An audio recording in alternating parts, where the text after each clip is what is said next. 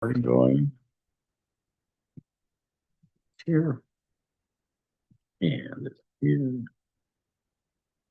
Whoops.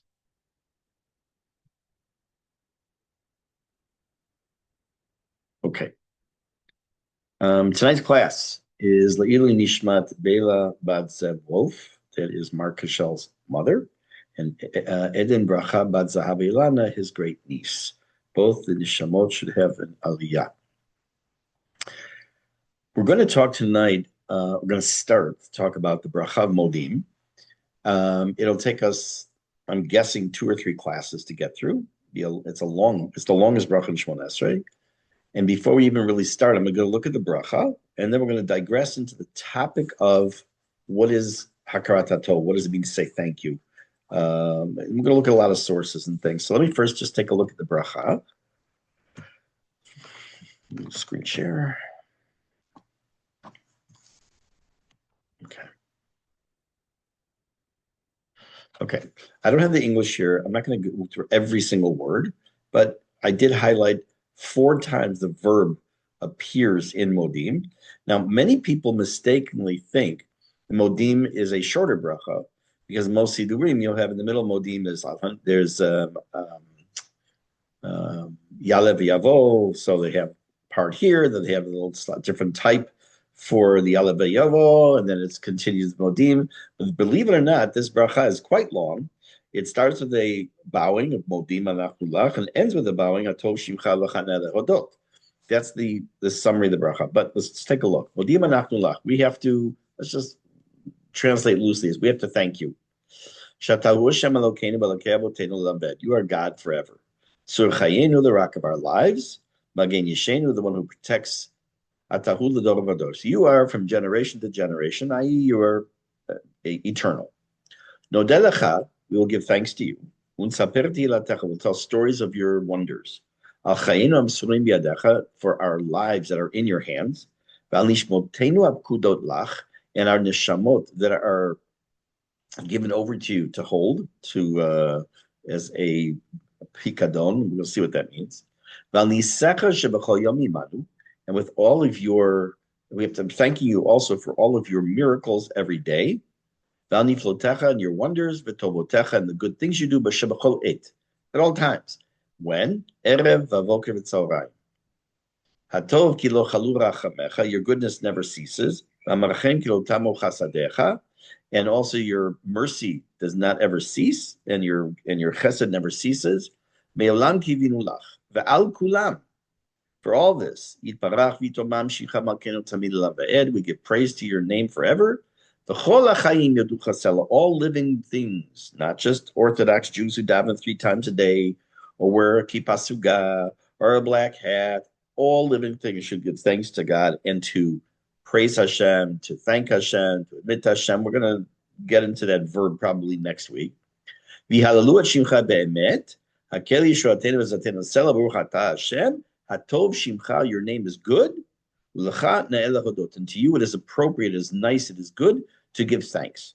So just as a quick point, as you look at the different words that I've highlighted, it's all the same shoresh of to thank, and there are some other meanings to it. Okay, so that, in a nutshell, is what the bracha deals with. However, tonight, what I'd like to do is to really spend some time on the issue of gratitude, on the topic of hoda'ah, what it really means. And we're going to look, and not going to look at, but hear some sources. We live, and something that people don't necessarily think about is we live in an age, a time period of autonomy. I'm able to do this, I'm able to do this, it's about me. And that many people feel that dependency or depending on somebody else is a sign of weakness. But in Judaism, in Yahadut, the idea of dependence, relying on other people, is not a sign of a flaw, but it's actually the beginning of spiritual awareness. What does that mean? There's nothing I personally can do in my life, in my day-to-day life, that I can do 100% alone. I shouldn't say it like that's not true. I can blow my nose myself, thank God. I'm going to say it a different way. throughout my day, it is impossible to go through a person's day without needing somebody else's help for something, whatever it might be. We are dependent on other people. No one can get through their day 100% by themselves without the help. Somehow it could be a lending an ear, it could be a helping hand, literally. It could be something, anything that we are recognizing that we've been helped by somebody else. I'm not self-made. And that really is, when we come down to it, we're going to see eventually that this bracha is really what this core feeling of this particular bracha is all about. The idea that we cannot get through life without Hashem. I have a thing I do with kids not very often, but on occasion when we talk, and I ask them, what is it that we have to thank Hashem for? And I tell them that they kind of start listing some things. I said, no, I want you to give me a one-word answer. And the answer to that is everything. There's nothing we have, nothing we do, nothing we own, nothing we try, nothing we eat, nothing, not the air we breathe. There's absolutely nothing for which you don't have to thank Hashem. And there's nothing that we have that's what you call muvan me'elav. Nothing comes that we can assume we're going to have. It's impossible. We don't. But what we do is the idea was called in Hebrew, hakarat hatov. So let me back up. I'm going to talk to you about this in Hebrew words and the English. Let's go to English first. Someone holds the door for you. You say thank you. It's a natural response. I would hope you do that. Someone gives you your change at the store, gives you your product. Thank you. Have a nice day. The word thank in English is etymologically connected to the word think. I learned this many years ago when I was asked to speak somewhere on Thanksgiving in the United States. And I did a little bit of background research on the word. So to thank and to think have the same etymological background. That makes perfect sense. Because when a person has to stop for even it's a microsecond to say thank you, somewhere in their brain they have to think that something was done for them, and they have to thank the person. That's just thank you. In English, we also say the topic is called gratitude. Gratitude, gracious, grace, it's all the same shoresh, so to speak, in English. But in Hebrew, the word is different. It's hakarat hatov. What does hakarat hatov literally mean? So we translate it as gratitude. But hakarat lahakir means to recognize good. When you say thank you to somebody, you are recognizing, whether it's they held the door open for you, or they ran to the store and bought you milk, or they held the bus for you because you needed to get on the bus and they took their time getting out so you could get, whatever the issue is, you are makir tov. You recognize that someone did something good for you. I'll go even a step further. It's indirectly related to this. I think it's very worthwhile mentioning. In almost every language, let's just do English. We say, when I want to describe possession, here's my water bottle, right? I say, this is my water bottle. I have a water bottle. I'm the object. I'm the subject. I have. I'm the owner. This is mine. In Hebrew, you say yesh li. There is to me.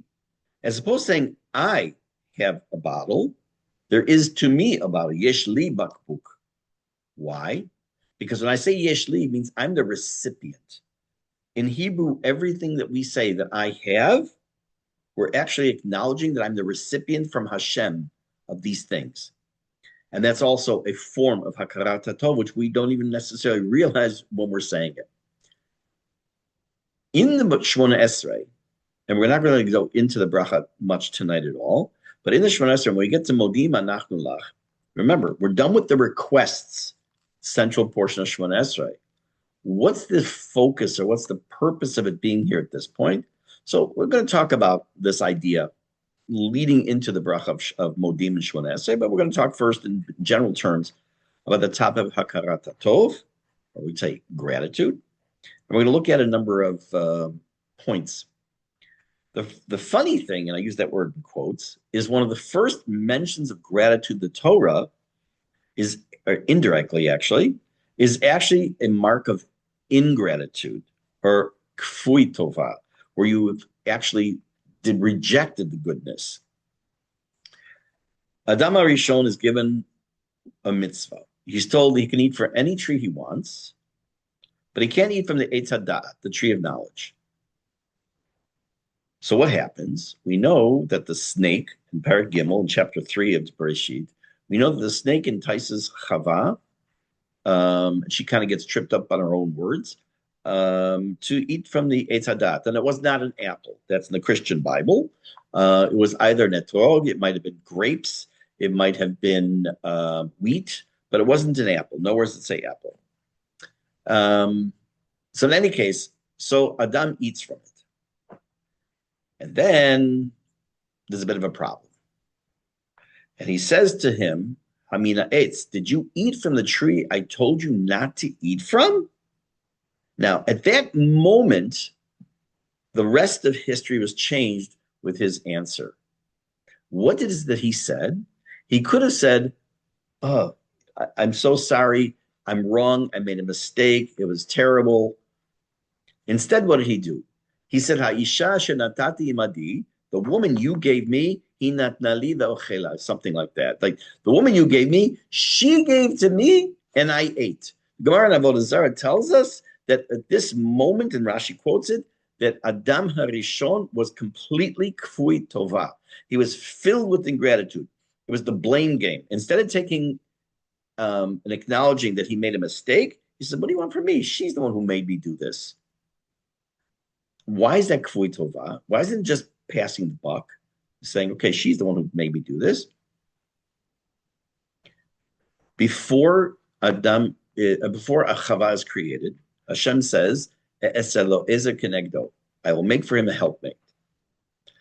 And the purpose of the union between the man and the woman, or one of the goals, is that when the man's doing the right thing, then she's the ezer, she's there to help.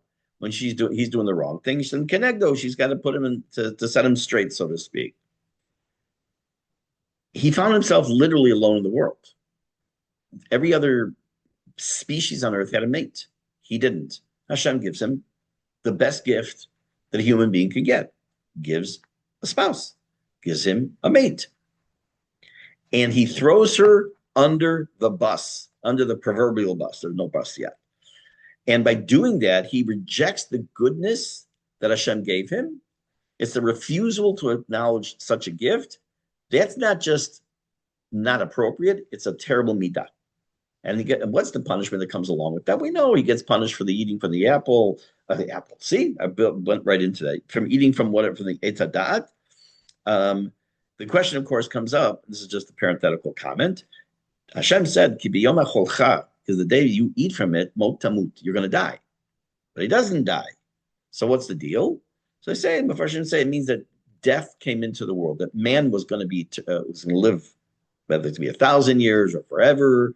But when Adam ate from the Eitz Hadat and Chava ate from the Eitz Hadat, death came into the world.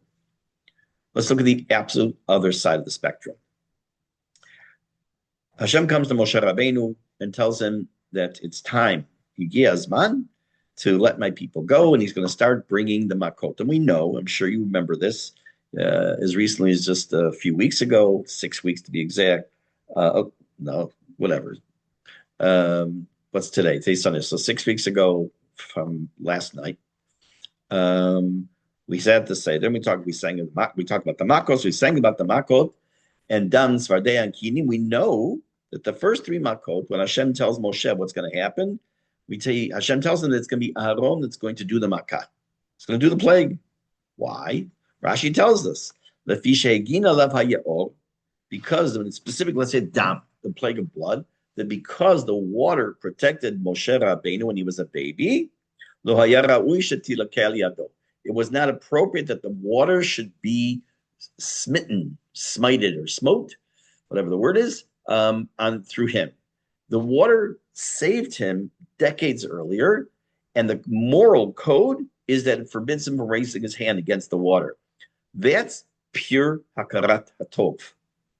It's not like something fleeting. Shirat Hayam, let's talk about that. Bnei Israel crossed the Yam Suf. In English, it's called the Reed Sea, not the Red Sea. Even though Israel, they call it the Yam HaAdom and the Red Sea. That's thanks to Gutenberg Bible. It's called the Reed Sea. Yam Suf. Suf means reeds. After the miracle of Kriyat Yam Suf, the people break out in spontaneous song. It says in the beginning of Shirat Hayam, Az Yashir Moshe Uvnei Yisrael. Rashi says, Kishala Belibo Yashir, when it arose in them the idea to sing, Az Shar, then they sang. It was instantaneous. It was at that moment, because gratitude should not be delayed. Let's put it into regular terms. Put aside Shirat Hayam for a minute, the Az Yashir. Somebody does something nice for you. Again, they picked up milk at the makolet. They helped with your kids' homework, whatever it might be. And then let's say I picked up the milk for you, and then I drop it off, and I leave. I said, "That's weird. I mean, I don't need it, but no, thank you, no anything." And a couple hours later, I get, "Oh, by the way, thank you." It's still gratitude, but gratitude is delayed. There's something wrong. Gratitude should be instantaneous. It should go hand in hand with the moment that you're the recipient of it. Well, wait a minute.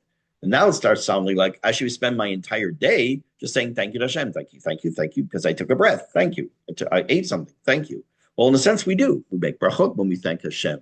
And we thank Hashem when we make brachot. If we were to stop and breathe every time we take a breath to thank Hashem, obviously we wouldn't have a normal day. But we are the only people on earth, my guess. I'd be willing to bet pretty much everything. We're the only people on earth that actually say a blessing or bracha when we finish going to the bathroom, of all places, because we understand. And anyone who's ever had any kind of blockage of any sort in their system understands that, yes, whether something's open and closed, or closed is open, you wouldn't be able to survive. You understand what that is. And that's the instant gratitude. You're supposed to make the bracha as soon as you walk out of the bathroom. By the way, parenthetically, you can still make the bracha until you feel you have to go to the bathroom again. But it should be made immediately after you come out. There is halacha about saying thank you. In the time of the Beit HaMikdash, they brought what was called a korban todah, a Thanksgiving offering. Nowadays, we do what's called benching gomel or birkat gomel. And there are 4 types of individuals who are required back then to bring a korban todah, to say birkat gomel today. And they are a person who crosses over a body of water, a person who crosses a desert, a person who was ill and recovered. Nowadays, that would include someone who's been under full general anesthesia, and a person who was in prison and was released. And obviously, nowadays, that has a very, very deep meaning. It's not because, by the way, there's an acronym to remember. It's Chaim. See if I remember how this goes. Chavush beveit ha'asurim, he's in a prison. I think that's what it stood for. Yam. The mem is midbar. Oh no, chet is cholesh shenitrape. A person who was sick who got healthy. Yam. Yisurim. I don't remember. Whatever it is, it stands for something. And the mem is midbar. So I should have written it down. In any case, in all those 4 situations, it's not just that a person survived that you're saying thank you for. It's a transition moment in the person's life. It went from a situation of danger back to being normal. If there's a word normalcy, I don't know if there is such a word, but danger to normalcy, let's make up a word. So in those situations, and some people, there's many people still will bench gomo, say birkat gomel, when they've taken an airplane ride over, like from here to the United States or any over body of water. I actually stopped doing that a while back. But a person who was sick, a person who was in the hospital, a person, like I say, especially had been under general anesthesia, a person who was in a situation. Now, I've never been asked this question, but it kind of just popped in my head. When we say the bracha in the morning, matir asurim, and when we say in Shemona Esrei, also we refer to Hashem as matir asurim. It's one who releases the ones who are in bondage or enslaved or captured. I firmly believe, for years I've thought this, that bracha also refers to people who've been able to overcome an addiction. In many cases, you're never cured. In most cases, you're able to control, but never cured. An alcoholic's always an alcoholic, even if they've been sober for 20 years.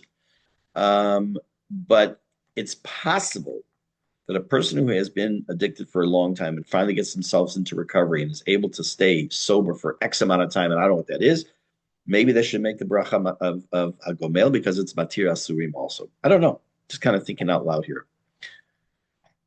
But there is one specific situation where we see the Gemara discusses. It's mentioned in the Tanakh, which I'm going to tell you about in a minute. And the Gemara discusses at length that we're going to look at, where a lack of gratitude had major consequences. There was a man whose name, as some of you remember, learning Sefer Melachim, named Chizkiyahu HaMelech. Chizkiyahu was a phenomenally wonderful king. As an aside, some of you say, oh, his name is not familiar. I know he did something. He was responsible for two major things. One is the aqueduct system in Israel from over the centuries, from many centuries ago. And if you go into the old city and you go near the Cardo and you know this piece, you look kind of looking down at all these pillars, and there's the wall that's behind it. That's called the Broad Wall. That's Chizkiyahu's Broad Wall that runs under a large part of the old city. That was him. That was Chizkiyahu's wall. In any case, Gemara in Sanhedrin says, "Bikesh HaKadosh Baruch Hu lasot Chizkiyahu Mashiach." That the Gemara says that Chizkiyahu was such a good person that Hashem wanted to make him Mashiach, but something happened. And what happened? It was what didn't happen. V'lo amar shira. He withheld. He didn't say shira. We'll see what he didn't say shira or praise to Hashem for. He didn't say his gratitude to God. It's kind of a haunting moment when you think about it. We had centuries ago someone who might have been the Mashiach already. We could have been living the Mashiach for centuries. So let me read to you. I'm not going to put it on the screen. Let me read to you the Gemara in Sanhedrin. It says as follows: Bikesh HaKadosh Baruch Hu lasot Chizkiyahu Mashiach. Hashem wanted to make Chizkiyahu Mashiach. V'Sancheriv Gog uMagog. Amra midat hadin lifnei HaKadosh Baruch Hu. So the midat hadin, the attribute of din, of justice, said to God, Ribono shel olam, Uma David Melech Yisrael shamar kama shirot v'tishpachot u'panecha. David HaMelech, we said all kinds of praises to God. Lo asito Mashiach. You didn't make him Mashiach. Chizkiyahu shasito kol hanisim alalu. Chizkiyahu, who made all these, had all these miracles for him. We're going to see what they are in a minute. V'lo amar shira, and he didn't say shira. Taseo Mashiach. You're going to make him Mashiach. What's the context? So first, the Tanakh, the Navi gives us background specifically on what made him so great. He instituted religious reforms. He abolished idolatry, which is still a massive problem in Israel at the time, and pretty much was responsible for a massive spiritual revival, which today we would refer to as the Baal Tshuva movement, but he was responsible. It was dramatic. And in the middle of all this, something happened. The Assyrian army of Sancheriv is on a mountaintop overlooking the Jewish people. That 185,000 soldiers of the bad guys are waiting to pounce on us the next morning. This is in Sefer Melachim, Bet, Perek Yud Tet. And it tells us that when they woke up in the morning, they looked at the mountain, boom, all 185,000 were dead. Obviously, Hashem just wiped them all out. At that moment, in theory, Chizkiyahu's job was to say thank you, to sing all kinds of shira. There is no Azia Shir. There is no what David did when he sang shira at the end of Sefer Shmuel. There is no Azia Shir like in Sefer Shemot. There is no Shirat Vorah. There is no Shira, nothing, no Hazinu, no anything. It should have been the moment of that switch turning because of the gratitude and the Shirat Hashem and the arrival of Mashiach. Chizkiyahu unfortunately failed to respond as was expected, and as a result, by being silent, caused us still, unfortunately, partially responsible, but we're responsible also. The Mashiach's still not here, but it's kind of weird. You think about that. Why didn't he sing? What would have prevented him from being someone who gave Shira to Hashem, to sing to God, to thank Hashem? So the Chazal tells the Midrash, tell us three possibilities why he didn't. One, modesty and humility. He may have felt himself unworthy, like God did this thing, and I'm gonna. How can I even thank him for this? Fatalism, another one, meaning he had received a prophecy about his own mortality. We know that he was told that he was going to die. There was all kinds of other things that were going on. So maybe he was not Ba'inyanim. He may have thought that actions speak louder than words, that right now is not a time for gratitude. Now's the time to take action and do something. And then maybe later, when things are calm, to bring korbanot and say, thank you to Hashem. But in this particular case, his silence was not a virtue, but unfortunately, as the Gemara refers to it, as a failure. Not recognizing the miracles that God does for us. So I think it's very appropriate, before I continue in the class, to note the following. In about 45 minutes from now, it will be Tzeit HaKochavim, and Yom Yerushalayim will begin. A few weeks ago, we had Yom HaAtzmaut, that after the first time in almost 2,000 years, we had sovereignty and independence, and we were running the country. In 1967, we got back, after 19 years of having the country, but no handle on the old city of Yerushalayim, we got back, obviously a lot more than that, but the old city and the Kotel and Har HaBayit, until Moshe Dayan made the biggest mistake in Jewish history and kind of handed it off back to the Waqf of the Jordanians. Major mistake that we are paying for till this very day.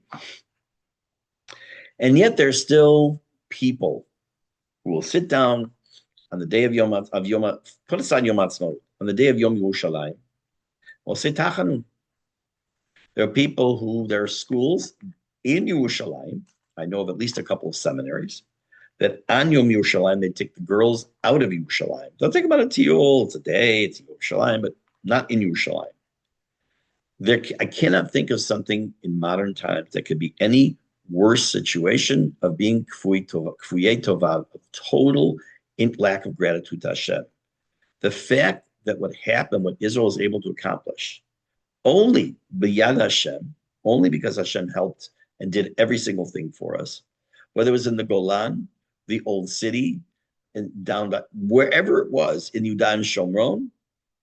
How do you not see that miracle? How do you not celebrate that miracle? How do you not say shirah? How do you not say gratitude to Hashem? It boggles the mind. I had a situation one year. I couldn't take it any longer. In our shul, we said Hallel on Yom Yerushalayim by day, and there was one guy. He sat down to say Tachanun. I went over to him and I said to him, I think it'd be better if you davened elsewhere on Yom Yerushalayim. You don't belong here. And I said publicly, a person who does not recognize the miracle of Yom Yerushalayim, forget Yom HaAtzmaut. You want to say it's Yom HaTzamos and all that other stuff, and it's all the non-religious, that's shtuyot also. But talk to Yom Yerushalayim, the 6-day war, and every single day that there was miracles, and especially with us getting Yerushalayim. The person who rejects it and doesn't accept it and doesn't show gratitude to Hashem for that has absolutely, positively no right to walk into the old city of Yerushalayim. He doesn't have a right to go to the Kotel, doesn't have a right to go into the old city, because they have spit in Hashem's face, as it were, for the lack of gratitude. Chizkiyahu, who had 185,000 soldiers wiped off the face of the earth like that, just to save the Jewish people and to protect the Jewish people, and for one moment, for one battle. And we had what we had for the 6 days and getting back all what we got, and to be ungrateful for that, you don't deserve to go into the old city at all, ever, until you do tshuva. That's my political commentary for the evening. So we'll get back to this. Unfortunately, very often people tend to see the negative and don't see the positive. What's been very common to hear during the war, the current war, is things are terrible. It's horrible. The Houthim and the Hamas and Lebanon with the Hezbollah, and it's true. They're terrible, horrible, and I can't even call them human beings. But we also have to recognize the unbelievable miracles that have happened day and night throughout this war. I'm not going to get into it now. We all know what I'm talking about, whether it's the missiles now. We are so blessed where we are right now with so much protection from Hashem that is so obvious that how do you miss that? And we have to constantly be giving thanks to Hashem for that. This, the hidden and the revealed miracles, the survival and the flourishing of the Jewish people, the rebirth of Jewish sovereignty, the growth of Torah. There are more people learning Torah today in the world than probably since the day we got the Torah on Har Sinai. We are, relatively speaking, the safest place in the world for to be a Jew. Well, what do you mean? We got sirens. We had something today. We had something yesterday. We got woken up at 3 a.m. So just before class started tonight, there was an article online that there's been Israel's National Security Council has declared upped the level of security threat in Canada to a level 2, to not show your Jewishness there, and consider not traveling there. Spain, France, the UK. So there's a video I saw today of a guy in London, a guy standing alone screaming, Am Yisrael Chai. There are hundreds of people protesting on behalf of Hamas, and the guy who was singing Am Yisrael Chai got arrested. Welcome to Londonistan, as Netanyahu calls it. It's horrible. And people think twice. Were they going to wear a kippah, not wear a kippah? Tzitzit out, tzitzit, no. Baseball cap, no baseball cap. Here, you don't have that. Here we have the protection. Here it's nisim v'chol yom.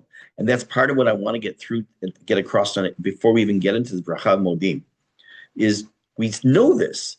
Do we sing? Do we thank Hashem properly? When we say, An lisecha sheb'chol yom, when we talk about the miracles that happen to us every day and throughout the day, one of the things we should have in mind is what's happening literally right now. We have to be aware of our brachot. We have to be aware of our blessings and never be quiet with a response, just like Chizkiyahu, because we know what that leads to, unfortunately.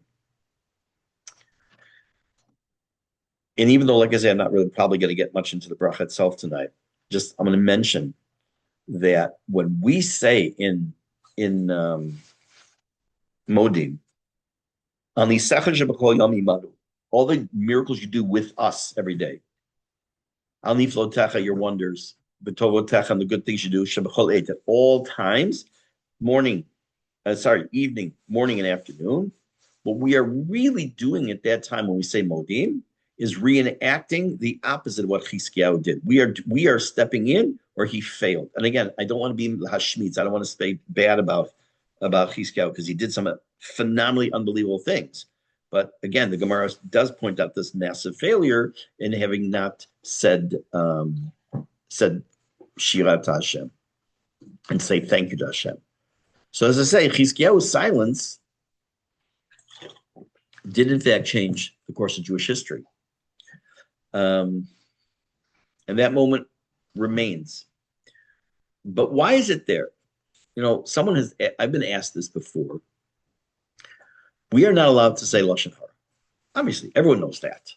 Besides the fact that Torah tells us we're not allowed to speak Lashon Hara, Chilut, and everything else, we know it's drilled into us from young ages. And yet, the Tanakh is filled what seems to be with Lashon Hara, right? I just told you before about Adam eating from the Eitz Hadat, right? Why should we know that? It's Lashon Hara. Miriam speaks about her brother, Lashon Hara. The way the Bnei Yisrael act, and the way the Maraglim spoke, and the Chet HaEgel, it's all Lashon Hara.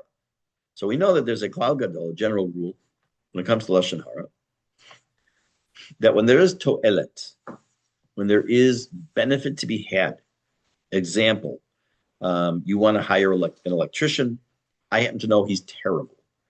Or I happen to know he skims on materials, he cheats, but I have a chiyuv, I have a responsibility to tell you not to use it. You're not allowed to exaggerate. You can't say, oh man, this guy cheats on his taxes and he's this. No, you only could be what's called nekudati, very specific, on point of a reason why this person should not hire that particular electrician. So there is to'elet in the stories we hear in the Torah, like about Lashon Hara. What is the to'elet? What is the benefit of the story and the Gemara about Chizkiyahu HaMelech not saying Shira, not saying thank you to Hashem? Because it teaches us this massive lesson. What's this massive lesson? That is the idea that we have a constant requirement to stay on point. And what's that on point? It is the idea of constantly being grateful for everything we have. There are people that we all know who are fantastic at that, people who are very good, and people maybe not so good.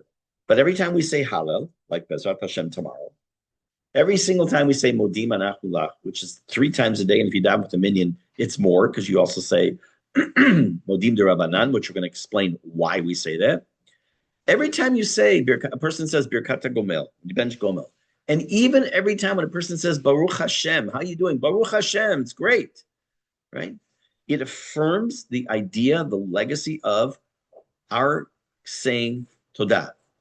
Keep in mind, I can't left this for the end of this particular list, is that Bnei Yisrael are known as Yehudim, named after Yehuda. Why? Because when Leah gives birth to Yehuda, she says, Hapam Modet Hashem. This time, I will give thanks to God. And matter of fact, Gemara tells us in Midrash, I forgot which, that till she said Hoda'ah, she said thank you. No one said thank you before. And there's reasons that even though, so of course, there were other thank yous before, even by Cain and Hevel, there was a thank you. What does it mean? You could have that for homework. But because the concept of gratitude is so ingrained in the DNA of the Jewish people, we are known as Yehudim from the word lehodot, to thank. It also means to admit, which we'll talk about maybe next week. But what we have to do in order to ensure, we say, in the Seder, we said, Lahavili mot Mashiach. That doesn't just mean to include the days of Mashiach in the drashot that are made, but it means to do something to physically, proactively bring Mashiach. And part of that is the exact idea or formula of saying thank you, of being thank you to Hashem, and thank you to other people, Just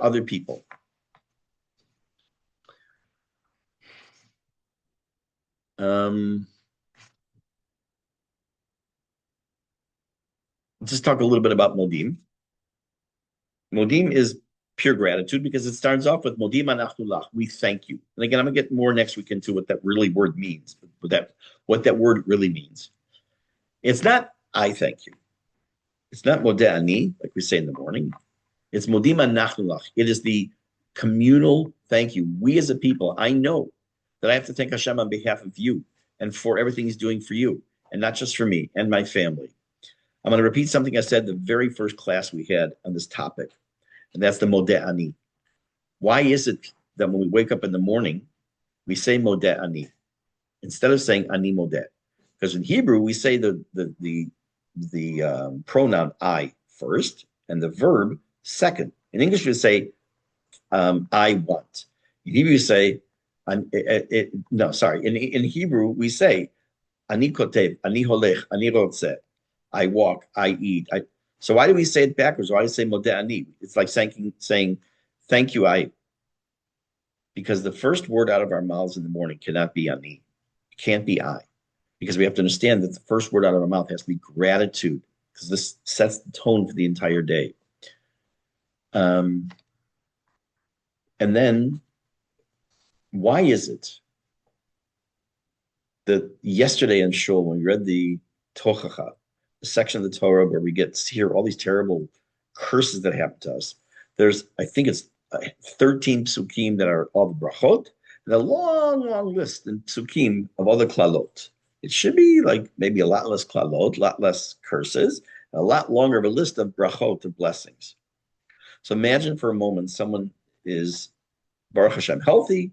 He says, how you doing? Baruch Hashem, I'm fine. You don't say, Baruch Hashem, I'm fine. My knees are good. My back is good. My head is good. My ears are good. My nose is good. My eyes can see. You don't do something like that. You say, Baklali, in general terms, you were talking about your brachot.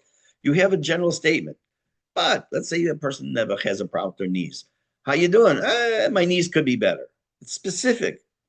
So when it came to the brachot in Parashat Shavuot, in Bechukotai, the brachot are mentioned as statements, but they encompass so much more.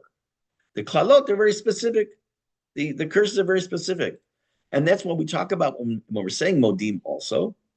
We talk about Al Chayinam Suim Biadecha. Our life itself is yours. It's in your hands. Al Nishmotenam Kudot Lach. Our soul, our neshama is not ours either. It's yours. It's on loan. Al Nisecha, on the past, the present, the revealed, the hidden, every miracle. It's not poetic. It's tachlis. It's real. It's almost a lesson for us that gratitude needs to be very specific, total, and constant. One last comment. I'm going to mention tonight about Modim de Rabbanan. We know that when you're in Shul and there's a repetition of Shmona Esrei, that's the only bracha on Shmona Esrei where the Chazan is saying it, but you say something along with him. You say what's called Modim de Rabbanan. We'll see later another time why it's called that. Why is that? Why we don't say, when he says Rifainu, we don't say something along with that. When he says Slach Lanu, we don't say something, just Modim de Rabbanan. Answer, based on the Ran, commentary in the Gemara and Brachot. When it comes to emun, when it comes to hoda'ah, when it comes to thank you, no one can do a thank you on your behalf. If someone gives me a gift, it's not my neighbor who has to say thank you to my friend. I have to say thank you. So even though the Chazan represents us, he's the shaliach tzibur, he's the messenger of the tzibur, he can't say to Hashem thank you on our behalf. We still have to say Hashem, thank you to Hashem. Okay, so we're going to continue with this next week, Bezrat Hashem. We'll talk a little bit about a couple more points about Hakarat HaTov, and then we're going to finally into the actual bracha itself. In the meantime, we have Hakarat HaTov tonight, tomorrow for Yerushalayim, Yer HaKodesh. Hashem gave us back in 1967, and will remain permanently in our hands, part of Israel, not divided, and not to any Yamach Shemam. Have a good evening, and Chag Sameach for Yom Yerushalayim.